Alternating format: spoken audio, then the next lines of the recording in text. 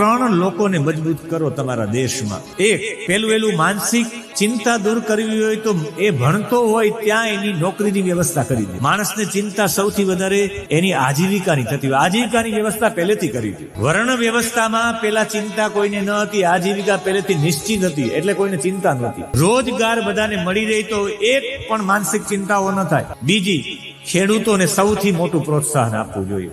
હમણાં તો અમારા વિસ્તારમાં સૌથી વધારે મગફળીનું નુકસાન થયું છે. ખેડૂતને સરકારે એવું કરવું જોઈએ કે જે મગફળીથી લઈને જે પણ બધી વસ્તુઓ છે બહુ મોટા ભાવથી ખરીદી કરીને પછી ઓછા ભાવમાં બીજા બધા લોકોને દેવી જોઈએ. ખેતીમાં કઈ મળતું જ નથી. એટલી બધી મહા મહેનત પછી પણ કઈ પ્રાપ્તિ નથી થતી જેનાથી એનું ઘર ચાલે, એ ખાઈ પી શકે, બાકી એ કઈ મોટું બધું વસાવી શકે ને એવું ન કરી શકે. ખેડૂતને બધું મિશ્રણ કરીને બધું ભેગું કરવું પડે, એને ભાવ નથી મળતો. ગાયનું દૂધ 100 રૂપિયાનું કોઈ લેતા હોય, કોણ દૂધમાં ભેળસેળ કરે?